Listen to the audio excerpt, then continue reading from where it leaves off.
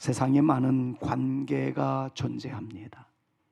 아가를 보면 엄마의 한없는 사랑이 떠오르고, 영특한 아이를 보면 가르치는 선생님의 노고를 떠올리게 됩니다. 공부를 마치고 학교를 빠져나가자마자 335 그들을 기다리고 있는 떡볶이집으로 수다를 떨며 들어가는 학생들을 보노라면 친구에 대한 그리움이 피어오릅니다. 저같이 목사인 경우 주일학교 아이들이 노래하는 모습과 성경을 외는 모습을 보노라면 그들에게 하나님의 말씀을 가르치는 교사들의 눈물과 땀이 생각나면서 한없는 고마움이 마음속에 꿈틀거림을 종종 느끼게 됩니다. 이렇듯 많은 관계 속에서 인생의 모든 관계를 이루게 하는 첫 시작의 관계를 하나 들라 한다면 부부관계라고 말씀을 드릴 수가 있을 것 같습니다. 그런데 이 부부관계라는 말을 꺼내기가 사실 쉽지는 않습니다. 금술이 좋은 부부라면 남편이라는 말과 아내라는 말이 그렇게 좋게 들릴 수도 있겠지만, 만약에 부부가 관계가 좋지 못하고 깨진 아픔의 흔적 속에 있는 분들이라면 남편이라는 말을 듣는 순간 남편은 남의 편이다 등등부터 시작해서 어쩌면 이 내용 자체가 우리의 마음을 얼어붙게 만드는 것은 아닐까 하는 고민이 사실 저에게는 있었습니다. 상담을 가르치면서 또 수많은 상담을 하면서 아버지로부터 많은 억압과 매임 속에 어린 시절을 보내왔던 아들들의 모습을 엿보노라면 아버지의 이미지가 별로 좋지 못하기 때문에 성경을 읽을 때마다 하늘의 아버지, 하나님 아버지, 그럴 때마다 좋지 못한 아버지의 이미지로 하나님을 바라보는 순간 하나님에 대한 애정과 사랑과 존경과 경외의 마음이 얼어붙는 것을 많이 경험해 봤기 때문에 이 경험적 선이해가 진리의 내용을 많이 왜곡시킬 수도 있겠구나 하는 안타까움이 참 표현하기 어려운 것으로 등장되는 목사의 아픔이기도 합니다. 좋은 관계라면 오늘 제목을 딱 보는 순간 예수 신랑, 그럼 설레임이 있을 거예요. 신랑에 대한 좋은 이미지가 있다면 말이죠. 근데 그렇지 못할 때에는 오늘 말씀이 성경에서 다소 떨어지는, 그래서 들을 가치조차 없는 것으로 퇴색되어져 가는 아픔이 여러분들에게 있으면 어떡하지 하는 불안함이 있었습니다. 오늘 성경적인 신랑이 누구일지 살펴보게 될 거예요. 여러분들의 경험적 선제적 이해를 좀 내려놨으면 좋겠다 하는 생각을 가져봅니다. 그런데 이 말씀을 준비를 하면서 원고를 작성해 내려가는 순간 오래전에 어르신들을 놓고 연애 프로그램을 이루어 나갔던 한 단편이 떠올려졌습니다. 한참 됐죠. 어르신들 부부가 나와서 한쪽이 문제를 내면 한쪽이 답을 맞추는 그런 게임이었습니다. 할아버지 할머니가 등장을 했어요. 할아버지가 문제를 냅니다. 그래 할머니가 그 문제에 대한 답을 맞히는 거예요. 할아버지만 알고 있는 답은 천생연분이었죠. 다 알고 계시는 내용이겠지만, 근데 그것을 이제 아내한테 표현을 하는 겁니다. 할아버지가 아무 표현을 안 하고 그냥 눈으로 말하면 알아맞혀야지 하는 심정이었는지 모르지만 자꾸 이러는 거예요. 이거는 그대, 이거는 나라는 의미겠지요. 그러니까 할머니가 아무리라도 모르겠고 답답하니까 성을 확 냅니다. 말로 하라고, 말로 하라고. 깜짝 놀랐던 할아버지가 이야기합니다. 당신과 나, 당신과 나. 그러니까 할머니가 알았다고 답 알아맞히겠다고 하는 말이 왼수라고 표현을 했단 말이죠. 할아버지가 답답하다고 얘기합니다. 아니 당신과 나 그거 네 글자로 천생연분이 나오기를 그렇게 소망하면서 얘기를 했는데 할머니의 입술을 통해서 터져나온 함성은 전 국민으로 하여금 아연실색하게 만들었던 내용이죠. 답은 평생왼수였었단 말이죠. 참 이것이 전국을 강타했습니다. 벌써 십수년 전의 프로그램이었는데 지금도 회자되고 있는 것을 보노라니 참 씁쓸하다 하는 생각도 들기도 합니다.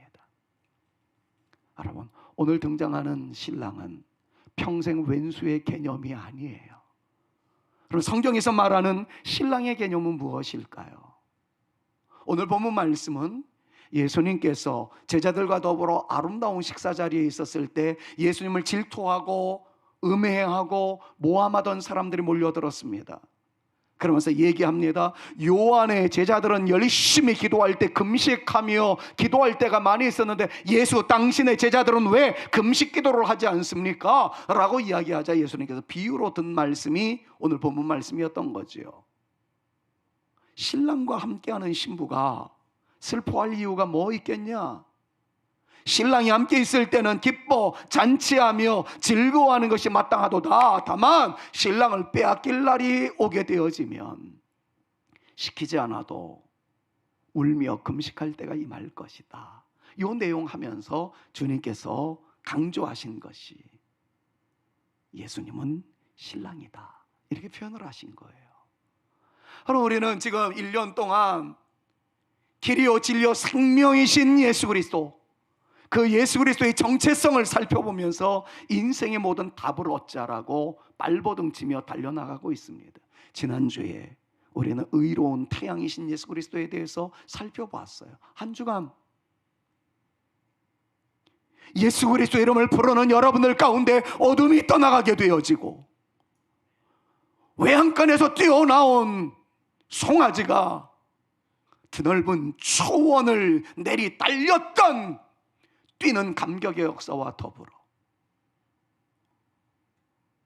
악에 대해서는 짓밟아버리는 하나님의 권세 있는 용사들로 한 주간 살아가 보자 말씀을 증거하였습니다.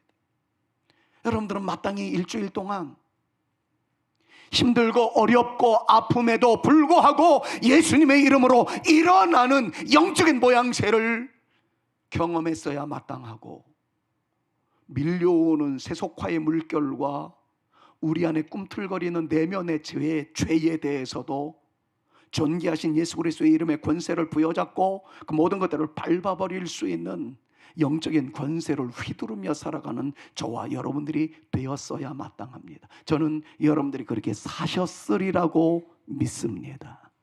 아멘. 만약에 못 사셨으면 그렇게 사셔야 돼요.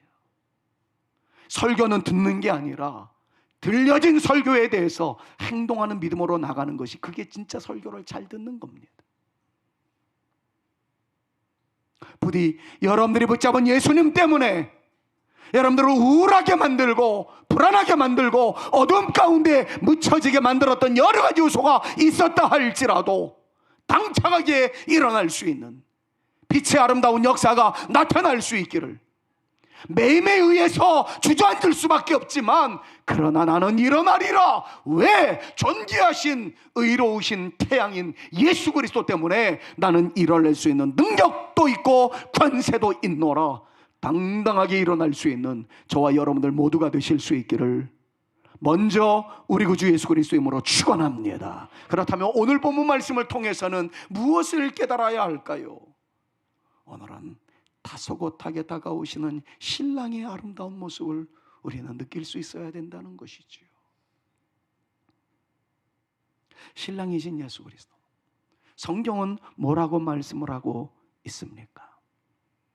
성경에서 말하는 신랑의 개념은, 남편의 개념은, 아빠의 개념은 사뭇 의미가 다릅니다. 굳이 히브리어 할라어를 얘기를 해야 될까요? 히브리어로 신랑을 바알이라는 단어를 사용합니다. 그리고 이쉬라는 단어도 사용하고 있는 것을 보아요. 전부 다 신랑이라는 뜻이고 남편이란 말의 의미입니다. 그런데 이 남편은 결혼 관계에 있어서 결혼만 하면은 당연히 신랑이 되어지고 세월의 흐름 속에서 아이를 안게 되어지고 그런 생물학적 신랑의 이미지를 성경에서는 말하고 있지 않습니다. 이것을 포함해서 더 큰 의미를 우리에게 이야기해 주고 있습니다. 저는 이제 잠시 동안 성경에서 말하는 신랑의 의미가 무엇일지를 말씀을 드릴 거예요. 그러면 여러분들 한번 체크해 보십시오. 저도 이 말씀을 준비하면서 나는 성경적 신랑으로서의 남아로서의 아름다운 삶을 살아가고 있는가 살펴봤더니 부족함이 많아요. 우리 남성들이요, 오늘 반성하는 차원으로 나는 성경적 신랑에 얼마나 해당될 것인가 5가지 영역을 말씀을 드릴 텐데 한번 체크해 보십시오. 여러분들의 남편은 어떨까를 한번 또 체크해 보십시오. 자, 그러면 성경에서 말하는 신랑의 의미는 무엇일까요? 첫째, 가정의 머리라고 성경은 계속해서 말씀하고 있어요. 헤드십이라는 거죠. 여러분, 헤드십이라는 것은 권위를 행사하라는 차원의 말이 아닙니다. 무게가 남편에게 쏠려 있다는 것을 의미하는 것도 절대 아닙니다. 가정의 머리라는 말은 아내와 자녀들을 돌보고 이끄는 책임이 남편에게 있다는 것을 의미하고 있어요. 권력을 휘두르는 것도 아니고요, 권위를 행사하는 것도 아닙니다. 그들이 가정을 이끌어 나갈 때 가져야 할 중요한 외침이 있다면 그것은 사랑과 희생이라는 것을 성경은 우리에게 가르쳐주고 있습니다. 그러니까 신랑은 신부를 위해서 희생하는 존재, 사랑으로 항상 함께 해주는 존재로서의 성경의 이미지가 있다는 것을 우리는 먼저 알 필요가 있어요. 가정의 머리는 내가 휘둘러도 좋은 권력이 있는 존재, 그것이다. 절대 생각하지 마십시오. 성경의 권위는 사랑과 희생에 의해서 꽃 피워질 수 있다는 것을 주님은 우리에게 가르쳐주고 있습니다. 두 번째, 신랑의 의미는 아내를 사랑하는 자로 소개하고 있습니다. 남편은 아내를 사랑하되, 그런데 그 수식하는 비유의 의미가 아주 심각해요. 그리스도께서 교회를 사랑하신 것처럼 사랑해야 하는 존재라는 것을 에베소 5장 25절에서는 강조하고 있습니다. 여러분, 교회를 위한 그리스도의 사랑의 모습은 어떻습니까? 어느 한 일부분을 떼어준 존재가 아니었어요. 간의 어떤 부분을 이식시켜준 존재가 아니었습니다. 가지고 있는 것 중에 일부를 준 사랑이 아니었습니다. 교회를 사랑한 그리스도의 헌신과 뜨거운 사랑은 전부를 주셨어요. 전부를 주셨어요. 목숨까지 주셨습니다. 성경은 강조하고 있어요. 신랑이라 칭함을 받을 때에는 이런 뜨거운 사랑이 있는 존재이어야 한다라고 말이죠. 세 번째, 자녀의 양육자라고 신랑에 대해서, 남편들에 대해서 소개하고 있는 것을 봅니다. 훌륭한 모범이 되고 하나님의 말씀을 따라 올바르게 양육해야 하는 존재로 등장하게 되어집니다. 아버지라는 이유 때문에 사랑하는 자녀들, 남편이라는 위치 때문에 아내들에게 폭력을 일삼거나, 그리고 서운한 마음, 상한 감정이 나타나게 만드는 것은 결단코 성경적 신랑의 개념이 아니라고 말씀을 하고 있어요. 저는 이 말씀이 오히려 우리가 그동안 애정으로 많이 다가서지 못한 한국 특유의 사랑을 표현하지 못했던 분들이었다면 오늘부터 더 희망이 있다는 사실을 깨닫습니다. 사랑하는 여러분, 오늘 예배를 마치고 돌아가고 난 이후에 집으로 가셔서 사랑하는 자녀들을 향한 사랑의 달콤한 말 한마디를 한번 해보시는 것은 어떨까요? 우리는 너무 가까운 사랑하는 가족들에 대해서 표현하는 것들에 대한 인색함이 익숙해져 있는 존재가 바로 우리들 아닌가 하는 생각을 늘 갖게 됩니다. 내가사 캠페인을 하면서도 여러분들에게 늘 말씀드렸던 당부의 말씀은 그것이었었어요. 사랑한다고 좀 표현을 해 주십시오. 내 생에 가장 소중한 분이라고 표현 좀 해 주십시오. 그럼 그것이 받은 사람에게 엄청난 힘이 된다는 사실, 이건 제가 많이 느끼고 있어요.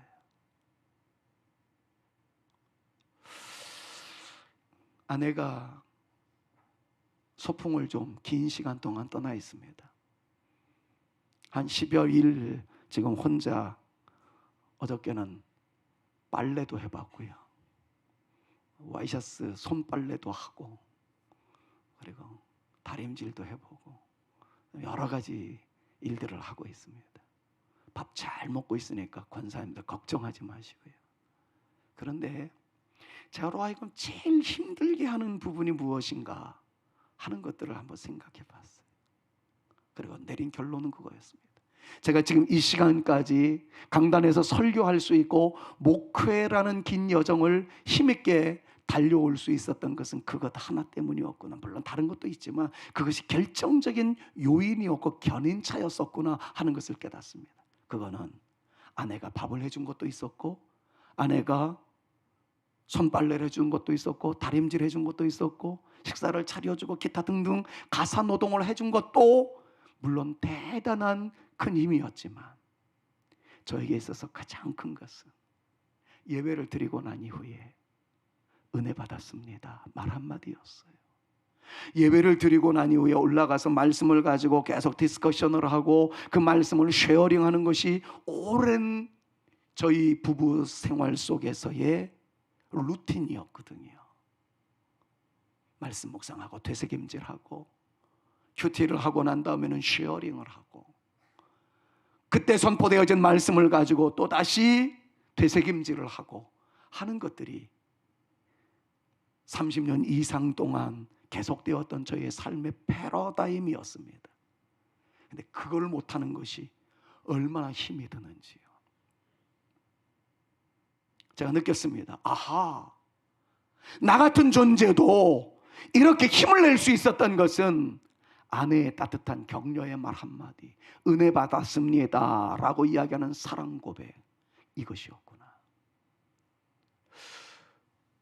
지난주 또 금요일 지나오는데 예배 끝나고 사택에 딱 올라갔는데 정막 속에서 피드백이 없었어요. 힘들었던 거예요. 오늘 2부 예배 딱 끝나고 목양실로 올라갔습니다. 득달같이 국제 전화가 왔어요. 여보, 은혜 많이 받았어요. 예영이 부부가 은혜 받고 역시 우리 아빠다 라고 얘기를 하네요. 그 얘기를 듣는 순간 제가 목양실 책상에 딱 앉아서 살았다.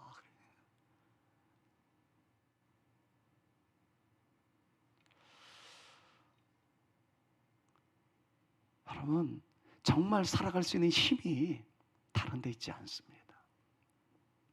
바로 옆에 있는 사람에게 들려오는 사랑 고백, 힘의 부여, 그것이 사람을 살립니다.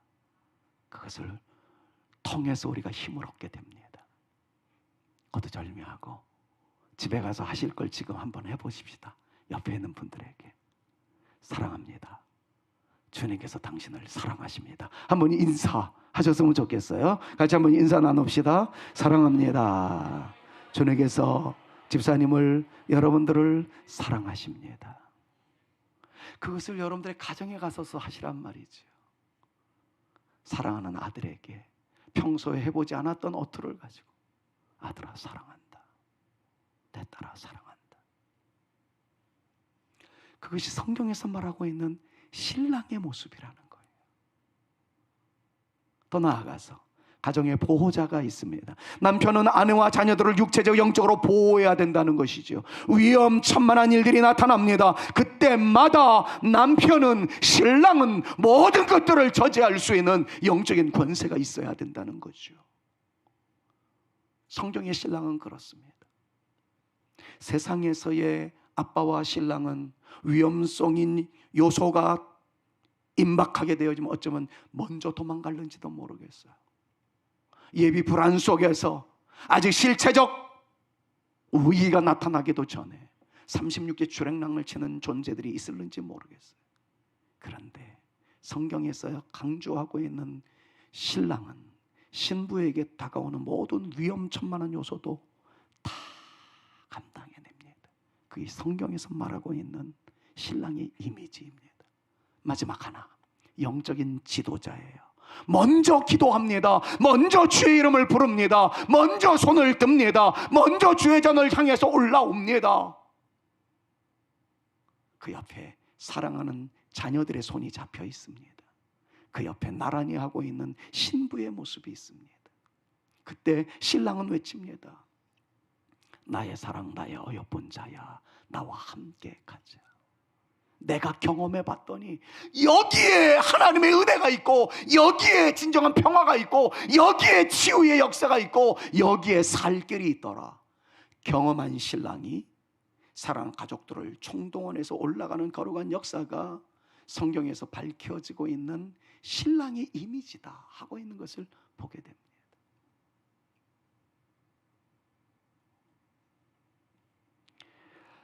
여러분, 이 5가지 영역을 놓고 보았을 때 저는 몇 점일까요? 60점이 안 되는 것 같아요.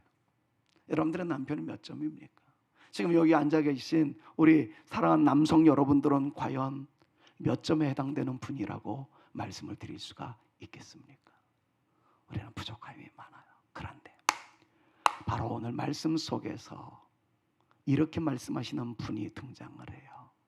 사랑하는 성산의 가족들아, 내가 네 신랑이다 라고 말씀하시며 등장하는 분이 있다는 거예요. 그분이 예수님이라는 겁니다. 사랑하는 여러분, 인간적인 경험에 근거한 실망했던 신랑의 모습으로 오늘 성경에서 말하고 있는 신랑 예수님을 폄훼하지 마십시다. 깎아내리지 마십시다. 인간으로서의 우리 주변에 널브러져 있는 신랑의 모습들은 실망스러운 모습이 참 많았지만, 예수님은 이 5가지를 완전히 이루시며 우리의 모든 것들을 다 담으시는, 그리고 이끄시는 좋으신 신랑이라는 것을 여러분 잊지 말기를 간절히 소망합니다. 그러면 우리 주님이 우리의 신랑의 모습으로 나타날 때에 어떤 말씀을 주로 하십니까? 작년에 우리가 귀가 따갑게 들었던 말씀이 있어요. 나의 사랑, 나의 어여쁜 자야, 일어나 함께 가자. 여기에 진리가 있고, 여기에 인생의 답이 있고, 향기로움이 있단다 하는 것을 주님이 말씀하고 계시는 거예요. 아프리카를 연구하던 문화인류학자가 있었습니다. 남아프리카 공화국 주변의 자그마한 촌락에 가서 아이들이 몰려서 때를 이루어 놀고 있는 모습을 보면서 하나의 테스트를 하고 했어요. 원 내용은 과일 바구니라고 그랬습니다만, 제가 좀 각색을 하자면 캔디 큰 봉지를 하나 사가지고 아이들한테 보여줍니다. 아이들은 뭐 캔디만 보면 너무 좋아하니까요. 모든 이목이 집중되어 있었겠죠. 이 문화인류학자가 연구를 하면서, 아프리카를 연구를 하면서 그 아이들에게 테스트하고 싶었던 것은 이 아이들의 마음 구조가 어떤가, 그리고 아프리카의 시대 정신이 무엇인가를 한번 알고 싶었던 거예요. 너무나도 가난한 아이들이니까 그 모든 것들을 얻기 위해서 처절하게 싸우고 남의 것을 뺏는 그런 모습들을 엿보고 싶어가지고 사실 이 시험을 하게 된 것이었어요. 선을 그어 놓습니다. 아이들로 하여금 출발선에 서게 만들었어요. 그리고 결승점에다가 정말 큰 사이즈의 캔디 봉지를 딱 갖다 놓고, 너희들 중에 1등으로 달려온 아이에게 이 선물을 다 준다 그랬습니다. 아이들은 신이 났겠죠. 정말 맛있는 캔디를 얻을 수 있는 기회가 주어졌으니까요. 선에 섰습니다. 준비 땅 하는 순간, 이 학자는 정말 강한 아이가 쏜살같이 나와서 그것을 쟁취할 줄로 알았어요. 그런데 땅 하는 순간 아이들의 행동 패턴이 달라집니다. 서로가 서로를 보는 거예요. 눈을 맞추는 겁니다. 그러더니 한 아이가 손을 내밀자 그 옆에 아이가 손을 잡습니다. 다 손을 잡는 거예요. 그리고서는 나란히 걸어가는 거예요. 결승점에 통과한 아이는 한 명이 아니라 그 아이들 전체였습니다. 이게 뭐지? 학자는 깜짝 놀랐던 거죠. 이게 아이들의 모습인가? 근데 아이들의 모습이 어떤 거예요? 죄송합니다. 피부 색깔로 이야기하면 안 되지만 온통 까만 아이들이 달려나가서 1등만 하면 그 수지를 따맞을 수 있었는데 손을 잡고 같이 가가지고 사탕을 공동으로 얻을 수 있게끔 이런 기질을 어떻게 발휘했을까? 깜짝 놀라서 달려갑니다. 그리고 묻습니다. 나는 너희들에게 1등하는 아이한테 이것을 주기로 약속을 했어. 근데 나 같았으면 빨리 나가서 내 이 모든 것들을 내 것으로 만들 수 있었을 텐데 너희들은 어떻게 그렇게 손을 잡고 간다는 생각을 할 수 있었어? 그때 아이들이 웃음꽃을 피우면서 동시에 터져 나온 한 단어가 있었습니다. 그것이 우분투였습니다. 우분투라는 말은 다른 것이 아니에요. 그 아이들이 얘기하는 것이 그것이었습니다. 다른 아이들이 다 불쌍한데 나만 행복해서야 되겠습니까? 다른 아이들은 갖지 못해서 속상한데 다 가진 나라고 나 혼자 즐거워할 수만은 없는 것 아니겠습니까? 아니, 이것이 사실은 아프리카의 시대 정신이었다는 거예요. 이 정신을 가지고 화해의 정치와 관용의 정치를 이루어 나갔던 사람이 그 유명한 남아프리카 공화국 대통령이었던 넬슨 만델라였습니다. 근데 이것이 아프리카의 민초들에게 자리 잡고 있었던 시대 정신이었다는 거죠. 그들의 말은 그거예요. 행복한 것에 우리 같이 가자. 나만이 아니고. 그런데 여러분, 오늘 성경 말씀을 보니까 이것이 3000년 전에 주님께서 외치신 말씀이었어요. 나의 사랑, 나의 어여쁜 자야, 일어나 함께 가자. 내가 가는 곳에 너희의 행복이 있고, 내가 가는 곳에 승리가 있고, 내가 가는 곳에 기쁨이 있다. 바로 그것이었습니다. 자, 그러면 말씀 정리하면서 신랑이신 주님, 그분은 우리에게 어떤 모습으로 다가올까요? 먼저 호세아서에 있는 말씀을 보니까 이렇게 단편화시킬 수 있을 것 같아요. 영원히 너랑 함께 할게 라고 말씀하고 있는 신랑을 우리는 오늘 만나야만 합니다. 호세아서 2장 19절에서 20절 말씀을 보니까 빨간 글씨만을 여러분들 읽어봅니다. 그런데 오늘은 중요한 것은 여러분들이 외치는 데 있어야 돼요. 자, 같이 한번 읽습니다. 내가 내게, 시작. 내가 내게 장가들어 영원히 살되, 영원히 살되. 일시적인 남편이 아니었다는 거예요. 기분 좋을 때만 남편이 아니었다는 겁니다. 신랑이신 주님은 우리의 전체를 책임지실 것이고 우리의 영혼을 책임지실 거라는 겁니다. 여러분, 육신적 남편은 세상 떠나면서 그것으로 끝납니다. 나를 힘들게 했었던 그 부분부터 정서적 관계는 단절되어지고 말아요. 그러니까 천생연분이라고 아름답게 시작했던 관계가 평생 왼수로 굴절되어져 가는 아픔을 우리는 많이 경험하고 있습니다. 근데 신랑이신 주님은 우리에게 이렇게 말씀하고 있어요. 내가 너의 영혼을 책임질게. 내가 영원히 너를 보호할게. 영원히 너를 은혜 가운데로 인도할게. 영원히 너를 악으로부터 보호해 줄게. 영원히 너에 대해서 내가 이끌어가는 선두주자가 되어 줄게. 너는 나로 인해서 참 행복을 맛보게 될 거야. 바로 이게 주님의 말씀이라는 거예요. 제가 주례하는 커플들에게는 항상 던지는 마지막 질문이 있습니다. 여러 가지 교육을 다 하고 난 다음에 마지막으로 질문을 던지는 것이, 얘들아, 너희 언제 이혼할래? 이런 질문이에요. 그럼 제 마음을 다 알고 있는 신랑 신부가, 에이 목사님, 우리는 이혼 안 하고 잘 살게요. 저는 이혼 안 하고 잘 살게요, 그 얘기를 듣고 싶어서 언제 이혼할래? 라는 질문을 던집니다. 여러분, 인간은 유한하고요, 인간의 관계는 쉬 끊어질 때가 참 많습니다. 한때 교회에서는, 죄송합니다, 이혼하면 성직에서도 잘림의 순간이 있었어요. 어느 교회에서는 안수 집사님이 이혼해가지고 안수 집사직을 파해버리는 교회가 있었습니다.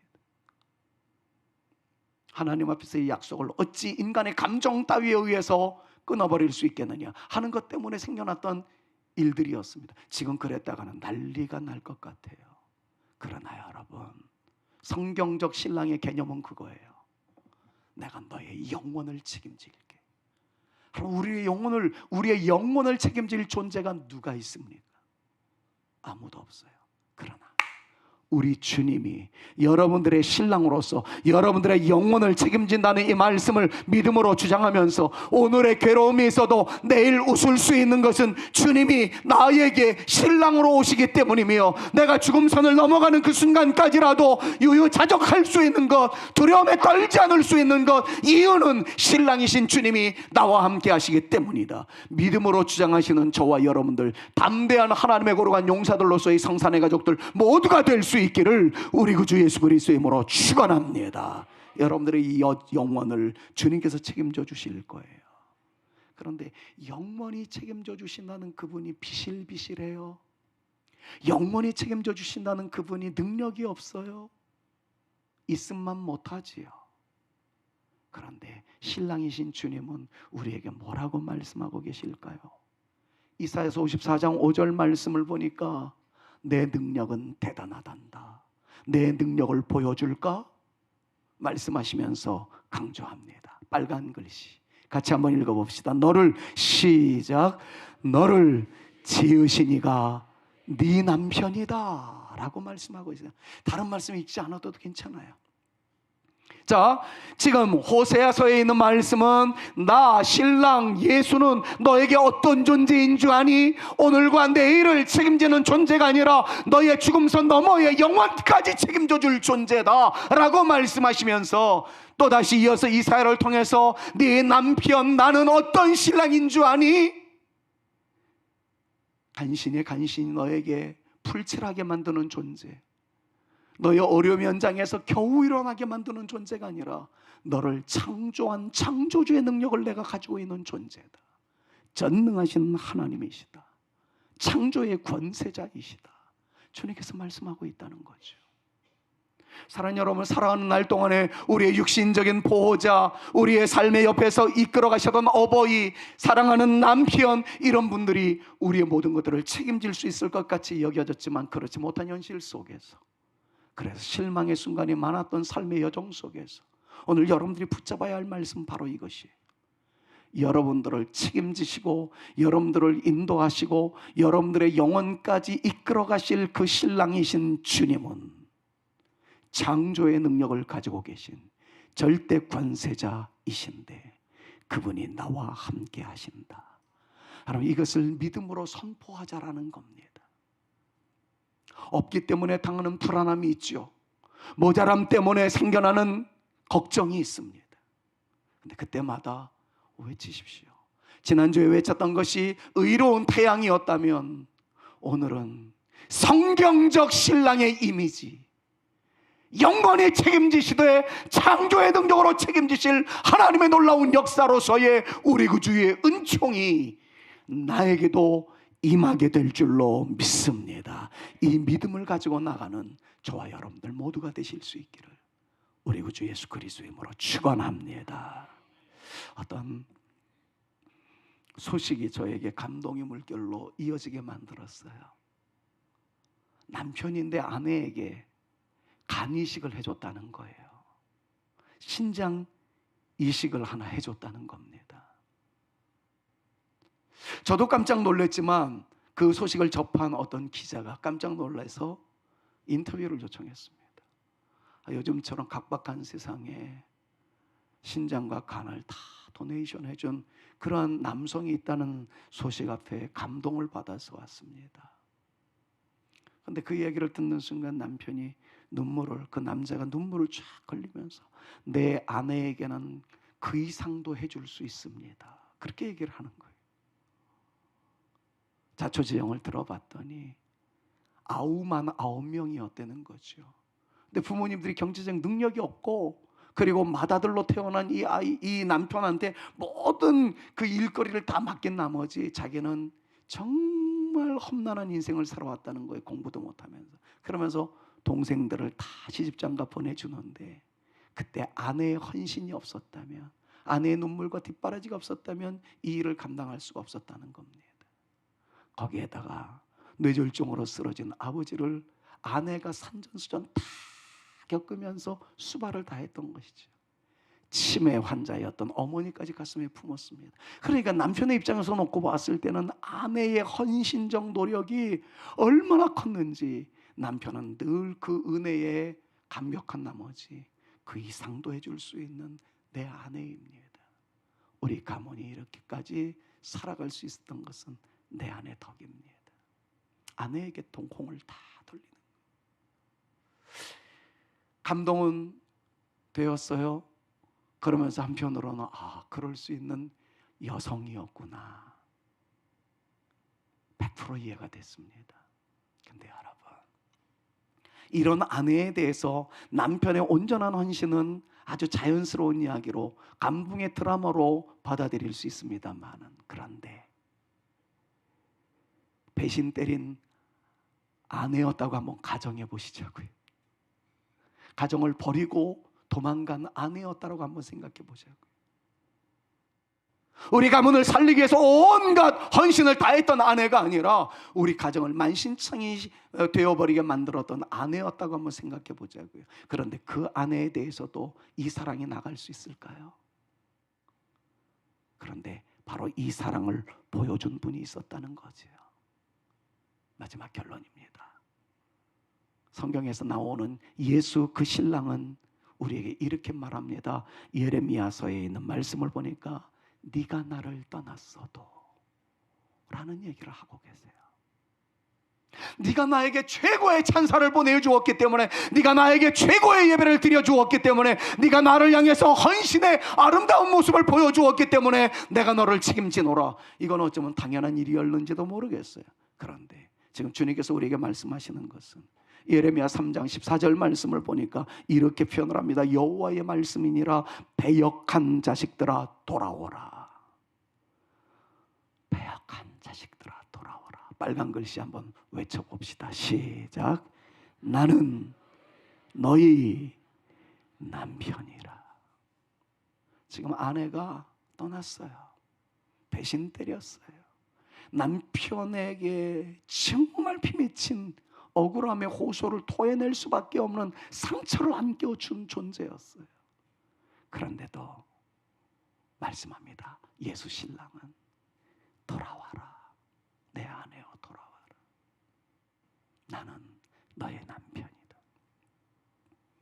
말씀했습니다. 일주일 동안 여러분들에게 당부의 말씀을 드립니다. 일주일 동안 다른 것 떠올리지 마십시오. 눈을 뜨는 순간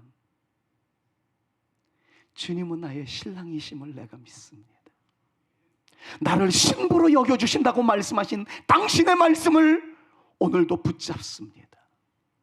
신랑이신 주님은 신부로 등장한 우리를 끝까지 책임져 주시되 영원을 책임져 주시고, 능력은 창조의 능력으로 우리를 사로잡아 주실 뿐만 아니라 내가 주께 영광 올려드리고 좋은 일들을 감당했을 뿐만 아니라 우리가 주님을 실망시킨 죄의 연장 가운데 있다 할지라도 한 번 사랑하신 주님은 나를 절대 포기하지 아니하시고 내가 주님 앞으로 다가오기를 한사코 기다리시는 주님의 사랑이심을 내가 믿사와 오늘도 내가 이 신랑이신 예수님을 붙잡고 나가오니 일어나게 하여 주옵소서.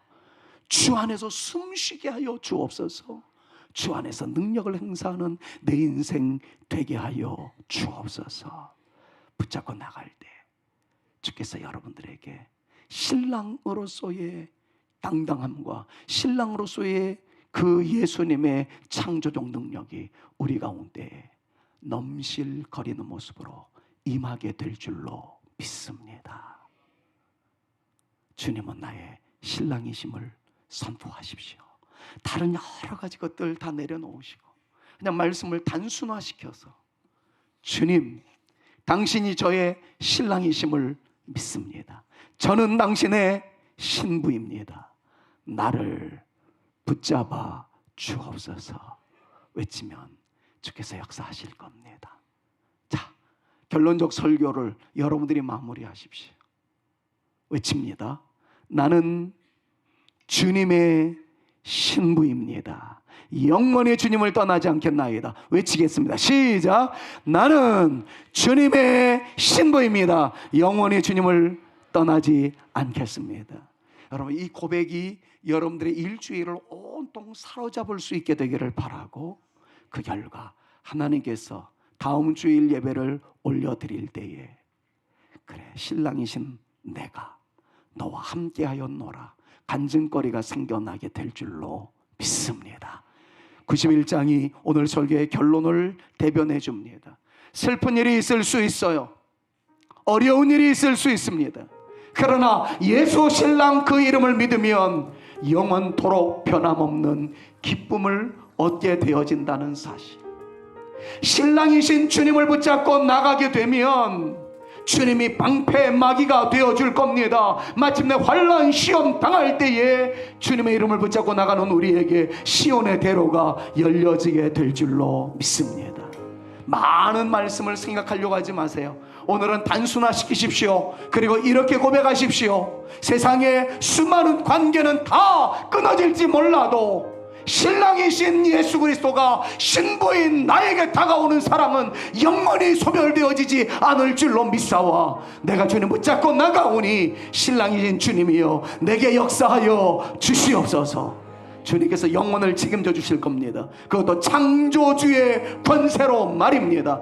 때로는 우리가 주님을 섬길 때에 잘해 주시는 것은 당연하겠거니와 때로는 우리가 범죄 중에 있다 할지라도, 우리조차도 실망 중에 있다 할지라도 하나님은 절대 우리를 실망하지 않습니다. 주님은 우리를 실망하다, 실망스럽다 내려놓지 않습니다. 신랑이신 주님은 내가 돌아올 때까지 기다려 주실 겁니다. 그리고 나를 사로잡아 주실 겁니다. 주 안에 있는 사람 더 이상 근심하지 않아도 됩니다. 찬양 부르면서 신랑이신 주님께 사랑을 고백했으면 좋겠어요.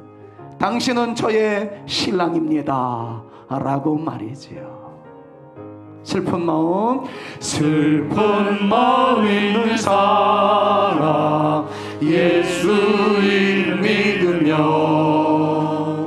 영원토록 변함없는 기쁜 마음 거룩하신 주의 이름, 거룩하신 주의 이름 너희의 방패 삼아라. 환난 시험 당할 때에 주께 기도드려라. 우리 갈 길 나간 후에 보좌 앞에 나가 왕의 왕께 경배하며 면류관을 드리리. 예수의 이름은 세상의 소망이요 예수의 이름은 천국의 기쁨일세. 여러분, 이 시간에 진심으로 이 찬양을 다시 한번 올렸으면 좋겠는데요. 후렴만 부를 거예요. 예수의 이름은 세상의 소망이요 할 때 세상에라는 단어에다가 여러분들이 이름을 넣으십시오. 그리고 믿음으로 주장하고 선포하십시오. 예수님의 이름을 붙잡고 삽니다. 신랑이신 주님 붙잡고 삽니다. 예수의 이름은 여러분들의 이름입니다. 이마무개, 홍아무개, 누구의 소망이요. 그 다음 주를 할 때에는 여러분들의 자녀들의 이름을 넣으세요.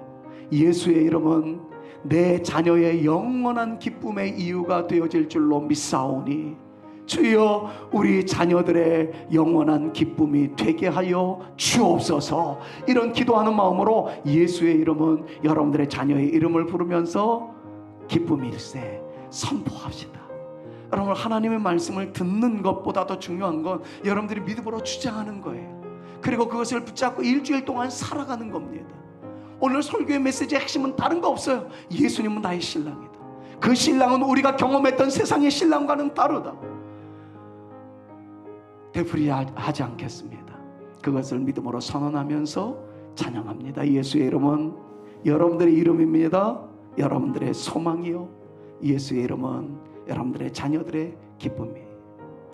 예수의 이름은 세상의 소망이요, 예수의 이름. 자녀들의 이름을 부릅니다. 여러분의 기쁨일세.